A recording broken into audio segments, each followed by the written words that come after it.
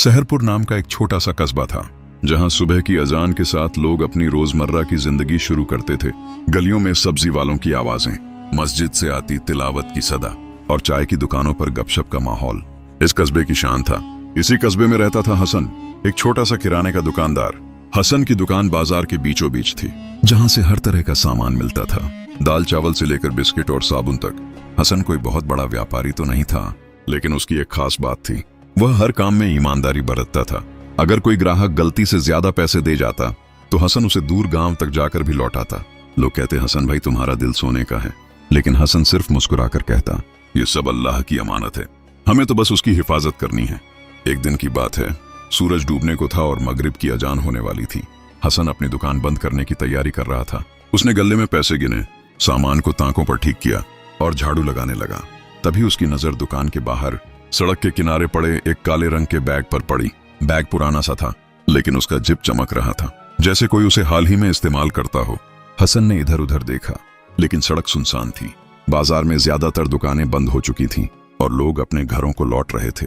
ये बैग किसका हो सकता है, हसन ने सोचा। उसने बैग को उठाया और उसे अपनी दुकान के अंदर ले आया। बैग को हाथ में पकड़ते ही उसे एहसास हुआ कि ये काफी भारी है। उसका दिल जोर जोर से धड़कने लगा। कहीं इसमें कुछ कीमती तो नहीं, उसने खुद से सवाल किया, लेकिन फिर तुरंत अपने आप को टोका, हसन ये तेरा नहीं है, जो भी हो ये किसी की अमानत है। हसन ने बैग को दुकान के एक कोने में रख दिया और सोचा कि शायद कोई इसका मालिक ढूंढते हुए आएगा, लेकिन रात हो गई और कोई नहीं आया। हसन ने मगरिब की नमाज पढ़ी, दुकान बंद की और बैग को अपने साथ घर ले गया। घर पर उसकी बीवी फातिमा और दो छोटे बच्चे अली और जैनब उसका इंतजार कर रहे थे। क्या बात है हसन, तुम आज कुछ परेशान लग रहे हो, फातिमा ने खाना परोसते हुए पूछा। हसन ने बैग वाली बात बताई। फातिमा, मुझे नहीं पता इसमें क्या है, लेकिन यह किसी का है, मैं इसे खोलकर देखूं भी तो कैसे? अगर इसमें कुछ कीमती हुआ तो लोग क्या कहेंगे, और अगर नहीं खोला तो मालिक का पता कैसे चलेगा? फातिमा ने गंभीरता से कहा। हसन, तुम सही कह रहे हो, यह अमानत है। कुरान में अल्लाह ने कहा है कि अमानत को उसके हकदार तक पहुंचाओ। तुम कल सुबह बाजार में पूछताछ करना, शायद कोई इसका मालिक ढूंढ रहा हो। हसन ने हामी भरी, लेकिन उसका मन बेचैन था। रात को जब सब सो गए, हसन बैग के पास बैठ गया। उसने बैग को ध्यान से देखा। उसका जिप आधा खुला था और अंदर से कुछ कागजात और एक मोटा सा लिफाफा दिख रहा था। हसन का मन हुआ कि बस एक बार देख ले, लेकिन फिर उसने अपने आप को रोका। हसन ने खुद से कहा, यह शैतान का वसावसा है, तुझे सिर्फ इसकी हिफाजत करनी है। हसन ने बैग को अलमारी में बंद किया और अल्लाह से दुआ मांगी, ऐ अल्लाह, मुझे इस अमानत की हिफाजत करने की ताकत दे और इसके असली मालिक तक इसे पहुंचाने में मेरी मदद कर। उस रात हसन को नींद देर से आई, लेकिन उसके दिल में एक सुकून था कि वह सही रास्ते पर है। अगली सुबह शहरपुर का बाजार फिर से गुलजार था। सब्जी वालों की पुकार, साइकिल की घंटियों की आवाज और चाय की दुकान पर बैठे बुजुर्गों की बातचीत से माहौल जिंदा था। हसन ने सुबह की फज्र की नमाज पढ़ी, अल्लाह से दुआ मांगी कि बैग का मालिक मिल जाए और जल्दी जल्दी अपनी दुकान खोलने निकल पड़ा। बैग को उसने घर पर ही अलमारी में सुरक्षित रखा था, लेकिन उसका जन उसी में उलझा था। दुकान खोलते ही हसन ने अपने पड़ोसी दुकानदार रशीद चाचा को बुलाया। रशीद चाचा बाजार के सबसे पुराने कपड़ा व्यापारी थे और उनकी बात का सब मान करते थे। हसन ने उन्हें सारी बात बताई। चाचा बोले, कल मुझे सड़क पर यह बैग मिला, मैंने इसे खोला नहीं, लेकिन लगता है इसमें कुछ कीमती है। कोई इसका मालिक ढूंढ रहा हो तो आपने सुना कुछ? रशीद चाचा ने अपनी सफेद दाढ़ी पर हाथ फेरा और बोले, हसन, तूने सही किया जो इसे खोला नहीं। बाजार में कई लोग आते जाते हैं, मैं अपने ग्राहकों से पूछता हूं, तू भी इधर उधर खबर कर, और हाँ, मस्जिद में जाकर मौलवी साहब को बता दे, शायद कोई वहां इसका जिक्र करे। हसन ने सिर हिलाया और फौरन काम पर लग गया। उसने बाजार की हर दुकान पर जाकर पूछा। सब्जी वाले अब्दुल से लेकर पान की दुकान चलाने वाले शफीक भाई तक सबको बैग की बात बताई, लेकिन कोई सुराग नहीं मिला। कुछ दुकानदारों ने मजाक भी उड़ाया। शफीक भाई ने हंसते हुए कहा, अरे हसन, अगर बैग में पैसे हों तो आधे आधे बांट लेंगे, इतना ईमानदार बनने की जरूरत नहीं। हसन सिर्फ मुस्कुराया और बोला, शफीक भाई, ये मजाक की बात नहीं, अल्लाह देख रहा है। दोपहर तक हसन थक गया था, लेकिन उसने हार नहीं मानी। वो मस्जिद पहुंचा, जहां जौहर की नमाज के बाद मौलवी साहब लोगों से मिलते थे। मौलवी साहब, जिनका नाम मुफ्ती यूसुफ था, एक नेक और समझदार इंसान थे। हसन ने उन्हें सारी बात बताई। मुफ्ती साहब ने गंभीरता से सुना और बोले, हसन, तूने बहुत अच्छा किया जो इस अमानत को अपने पास रखा और खोजबीन शुरू की। कुरान में अल्लाह ने फरमाया है कि जो अमानत की हिफाजत करता है उसे अल्लाह इनाम देता है। मैं नमाज के बाद ऐलान करूंगा कि किसी का बैग मिला है। तू भी अपने आसपास के गांवों में खबर फैला। हसन को थोड़ा सुकून मिला। उसने मस्जिद में नमाज पढ़ी और फिर बाजार वापस आ गया। लेकिन जैसे ही वह अपनी दुकान पर पहुंचा, उसे एक अजीब सी हलचल दिखी। कुछ लोग उसकी दुकान के बाहर खड़े थे और उनमें से एक आदमी जोर जोर से बोल रहा था। हसन ने पास जाकर देखा तो वह आदमी गुस्से में था। उसका नाम वसीम था, जो कस्बे के बाहर एक गांव में रहता था और कभी कभी बाजार में सामान खरीदने आता था। वसीम ने गुस्से में कहा, हसन, सुना है तुझे कोई बैग मिला है। वो मेरा बैग है, कहाँ है? तूने खोला तो नहीं ना? हसन ने शांति से जवाब दिया। वसीम भाई, हाँ मुझे एक बैग मिला है, लेकिन मैंने उसे खोला नहीं। तुम बताओ बैग कैसा है और उसमें क्या क्या है, मैं अभी ला कर देता हूँ। वसीम ने जल्दी जल्दी बैग का ब्यौरा दिया। वह काला बैग है, जिप वाला, उसमें मेरे कुछ कागजात हैं और हाँ, कुछ पैसे भी। उसकी आवाज में हिचकिचाहट थी, जैसे वह पूरा सच नहीं बता रहा हो। हसन ने गौर किया कि वसीम की बातों में कुछ कमी थी। उसने कहा, ठीक है, मैं घर से बैग लाता हूं, लेकिन तुम्हें साबित करना होगा कि यह तुम्हारा है। वसीम ने गुस्से में सिर हिलाया, लेकिन हसन के चेहरे पर शांति थी। वह समझ गया था कि मामला इतना साधारण नहीं है। उसने रशीद चाचा को बुलाया और उनसे कहा कि वह उसके साथ घर चलें। रशीद चाचा ने हामी भरी और दोनों हसन के घर की ओर निकल पड़े। रास्ते में रशीद चाचा ने हसन से कहा, बेटा तू सावधान रहना, वसीम की बातों में कुछ गड़बड़ लग रही है। अगर वह बैग उसका नहीं हुआ तो तुझे और सतर्क होना पड़ेगा। घर पहुंचकर हसन ने अलमारी से बैग निकाला। उसने फिर से उसे खोलने की कोशिश नहीं की, लेकिन बैग को देखकर उसका दिल जोर जोर से धड़क रहा था। क्या वसीम सचमुच इसका मालिक है या यह कोई और खेल है? हसन ने बैग को हाथ में उठाया और रशीद चाचा के साथ दुकान की ओर चल पड़ा। रास्ते में उसने अल्लाह से दुआ मांगी, ऐ अल्लाह, मुझे सच का साथ देने की ताकत दे। अमानत तेरी है, इसे सही हाथों तक पहुंचाने में मेरी मदद कर। दुकान पर पहुंचते ही हसन ने देखा कि वसीम अब और बेचैन हो रहा था। उसने बैग देखते ही कहा, हाँ यही है, दे दो मुझे। लेकिन हसन ने शांति से कहा, वसीम भाई, पहले तुम कुछ सवालों के जवाब दो। इस बैग में क्या क्या है और तुमने इसे कहाँ खोया था? वसीम ने जल्दी जल्दी जवाब देना शुरू किया, लेकिन उसकी बातें बार बार बदल रही थीं। कभी वह कहता कि बैग में सिर्फ कागजात हैं, कभी कहता कि कुछ पैसे भी हैं। हसन और रशीद चाचा ने एक दूसरे की ओर देखा। दोनों को यकीन हो गया कि वसीम की नीयत साफ नहीं है। हसन की दुकान के बाहर अब छोटी सी भीड़ जमा हो गई थी। बाजार में खबर फैल चुकी थी कि हसन को कोई कीमती बैग मिला है और वसीम उसका दावा कर रहा है। कुछ लोग वसीम का साथ दे रहे थे तो कुछ हसन की ईमानदारी की तारीफ कर रहे थे। माहौल में तनाव था, लेकिन हसन का चेहरा शांत था। उसने बैग को अपनी दुकान के काउंटर पर रखा और वसीम की ओर देखा। वसीम भाई, हसन ने धीमी लेकिन सख्त आवाज में कहा, मैं तुम्हें यह बैग देना चाहता हूं, लेकिन पहले तुम्हें साबित करना होगा कि यह तुम्हारा है। बताओ, इस बैग में क्या क्या है और तुमने इसे कहां खोया था? और हां, अगर कोई खास निशान है बैग पर, वह भी बताओ। वसीम की बेचैनी अब साफ दिख रही थी। उसने अपने माथे का पसीना पोंछा और बोलना शुरू किया, अरे मैंने कहा ना, इसमें मेरे कागजात हैं और हां, कुछ पैसे भी। मैं इसे कल बाजार में ही खोया था, शायद तुम्हारी दुकान के पास। उसकी आवाज में हड़बड़ी थी और वह बार बार इधर उधर देख रहा था। रशीद चाचा, जो अब तक चुपचाप सब सुन रहे थे, आगे आए और बोले, वसीम, तू तो कह रहा था कि तूने बैग अपनी दुकान के बाहर खोया। अब यह बाजार की बात कहां से आई? और कागजात कौन से? कोई जमीन का कागज या कुछ और? जरा साफ साफ बता। वसीम गड़बड़ा गया। हाँ, वो जमीन के कागजात ही हैं और कुछ नहीं, बस दे दो मेरा बैग, उसने जोर देकर कहा। लेकिन हसन ने देखा कि वसीम की बातें बार बार बदल रही थीं।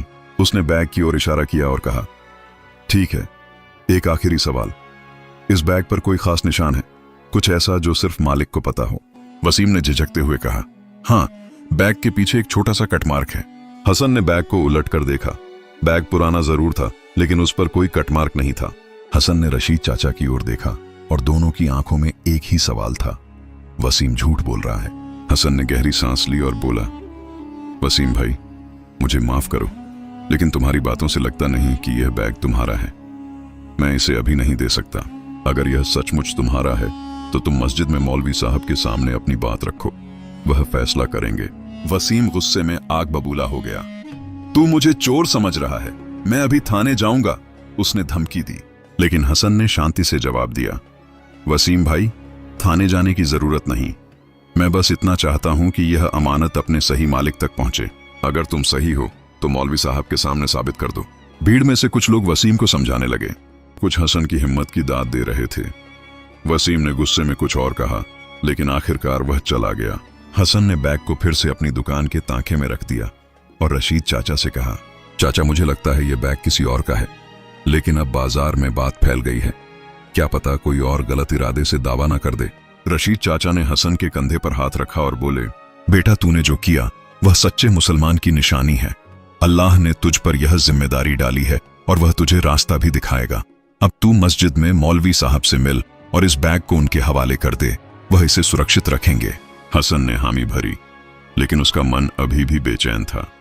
वो सोच रहा था कि अगर बैग का असली मालिक नहीं मिला तो क्या होगा, और अगर बैग में सचमुच कोई कीमती चीज थी तो क्या वो इस जिम्मेदारी को निभा पाएगा। उसने फैसला किया कि वह बैग को मस्जिद में जमा कर देगा, लेकिन उससे पहले वो एक बार अपने घर जाकर फातिमा से सलाह लेगा। घर पहुंचते ही हसन ने फातिमा को सारी बात बताई। फातिमा ने ध्यान से सुना और बोली, हसन तुम सही रास्ते पर हो, यह बैग तुम्हारे लिए इम्तिहान है। तुमने वसीम की गलत नीयत को पकड़ लिया, लेकिन अब और सावधान रहना, बाजार में बात फैल चुकी है, हो सकता है कोई और इसका फायदा उठाने की कोशिश करे। मेरा ख्याल है कि तुम बैग को मस्जिद में जमा करने से पहले एक बार मौलवी साहब को घर बुलाओ, उनके सामने बैग खोलकर देख लो कि इसमें क्या है। अगर कोई कीमती चीज है तो उसकी लिस्ट बनाओ, ताकि बाद में कोई गलत इल्जाम न लगाए। हसन को फातिमा की सलाह पसंद आई। उसने फौरन मस्जिद में खबर भिजवाई कि मौलवी साहब शाम को उसके घर आए। उस दिन हसन ने अपनी दुकान जल्दी बंद की और घर लौट आया। शाम को मगरिब की नमाज के बाद मौलवी साहब यानी मुफ्ती यूसुफ हसन के घर पहुंचे। उनके साथ रशीद चाचा भी थे। हसन ने बैग को अलमारी से निकाला और मुफ्ती साहब के सामने रख दिया। मौलवी साहब, हसन ने कहा, मैं इस बैग को आपके हवाले करना चाहता हूं, लेकिन फातिमा ने सलाह दी है कि पहले हमें इसके अंदर देख लेना चाहिए ताकि बाद में कोई गलतफहमी ना हो। मुफ्ती साहब ने सिर हिलाया और बोले, हसन तुमने समझदारी की बात की। अमानत की हिफाजत में पारदर्शिता जरूरी है।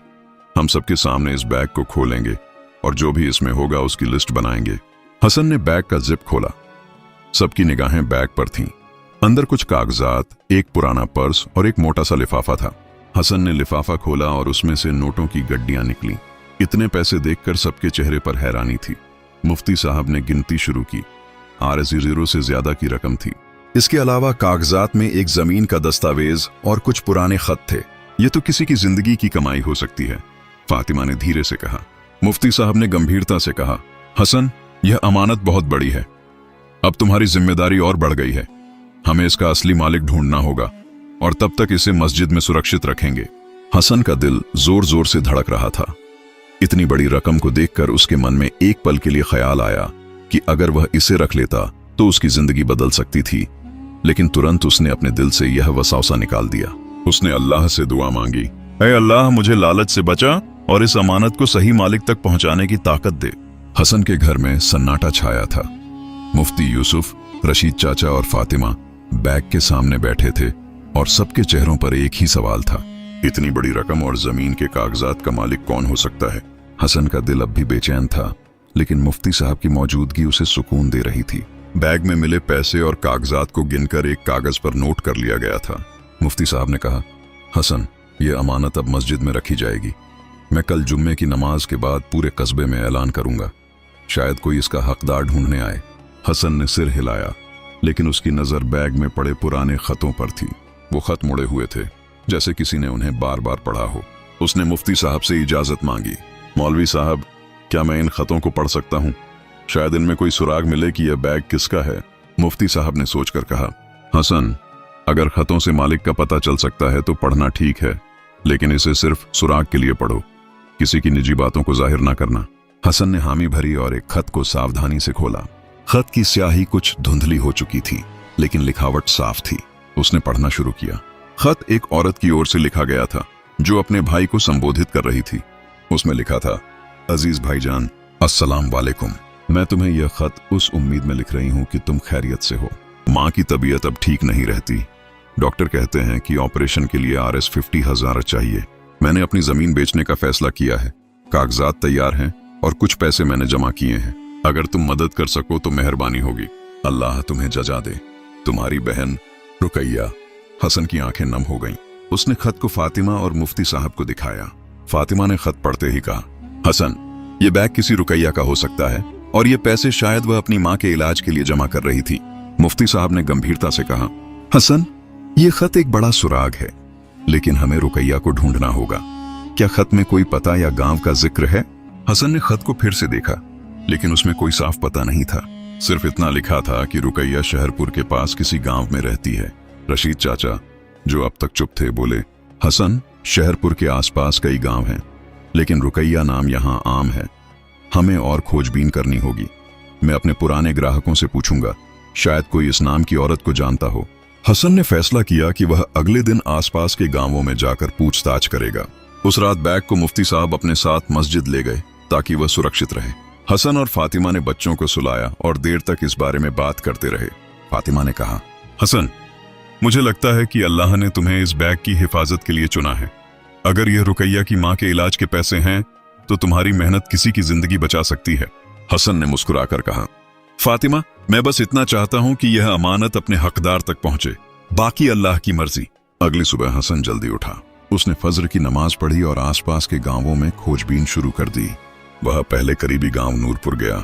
वहां उसने गांव के चौधरी और कुछ बुजुर्गों से रुकैया नाम की औरत के बारे में पूछा, लेकिन किसी को ऐसी कोई औरत याद नहीं थी। हसन ने हार नहीं मानी। वो अगले गांव रहीमगंज पहुंचा। वहां एक चाय की दुकान पर कुछ लोग बैठे थे। हसन ने उनसे बात शुरू की और रुकैया का जिक्र किया। एक बुजुर्ग ने अपनी टोपी ठीक करते हुए कहा, रुकैया, हाँ, मुझे याद है। रहीमगंज में एक रुकैया थी जो अपनी बीमार माँ के साथ रहती थी, लेकिन वह तो कुछ महीने पहले कहीं और चली गई। शायद शहर। हसन का दिल जोर से धड़का। उसने पूछा, क्या आप कुछ और बता सकते हैं? उनकी माँ की तबीयत कैसी थी या वो कहाँ गई? बुजुर्ग ने सिर खुजलाया और बोला, बेटा, मुझे बस इतना याद है कि रुकैया बहुत परेशान थी। उसकी माँ को कोई गंभीर बीमारी थी। वह जमीन बेचने की बात कर रही थी, लेकिन वह कहाँ गई यह मुझे नहीं पता। हसन ने उस बुजुर्ग का शुक्रिया अदा किया और वापस शहरपुर लौट आया। उसने मस्जिद में मुफ्ती साहब को सारी बात बताई। मुफ्ती साहब ने कहा, हसन, तूने अच्छा काम किया। अब हमें शहर में खोजबीन करनी होगी। मैं अपने कुछ जानने वालों से बात करूंगा जो शहर की मस्जिदों में काम करते हैं।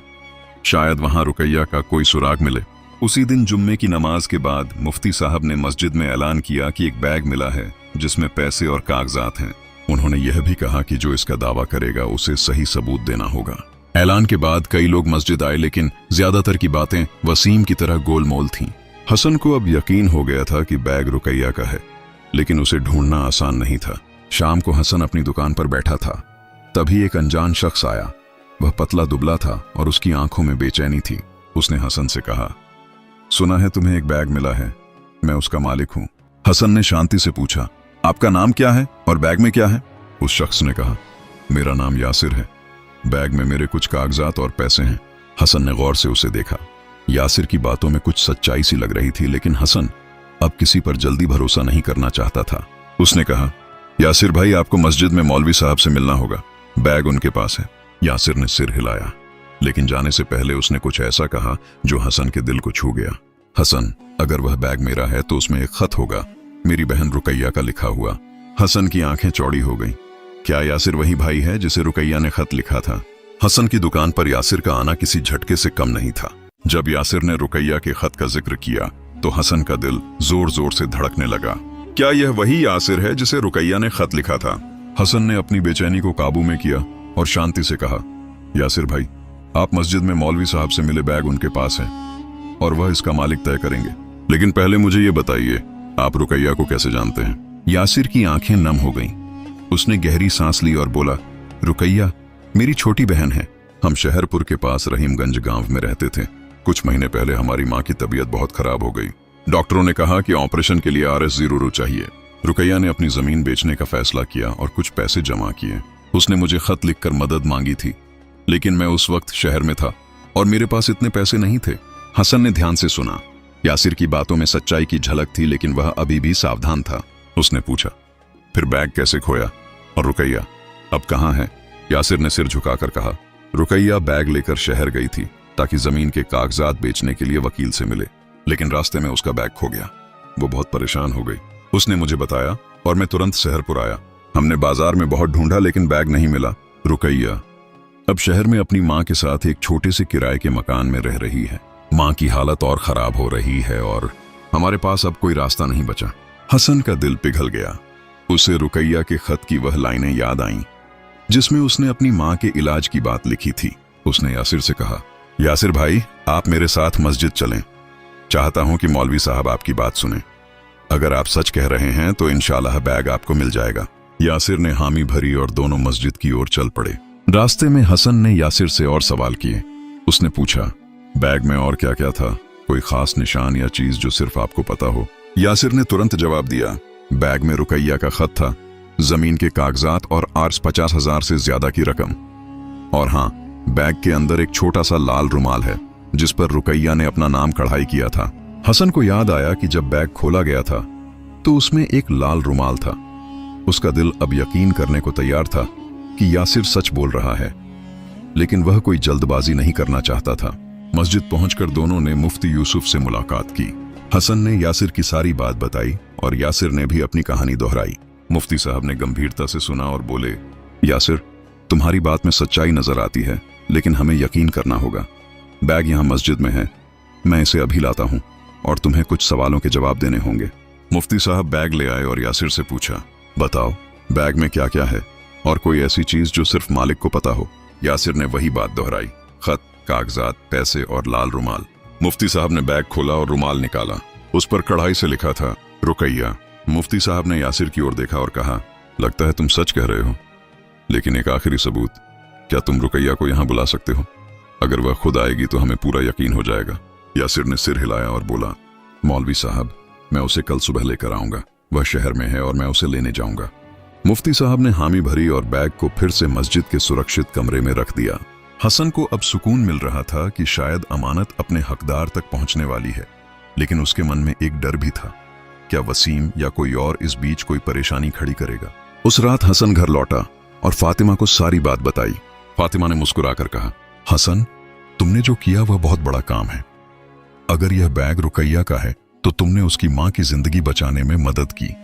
अल्लाह तुम्हें जज़ा देगा। हसन ने सिर्फ इतना कहा, फातिमा, मैंने बस वही किया जो एक मुसलमान को करना चाहिए। अगली सुबह हसन मस्जिद पहुंचा।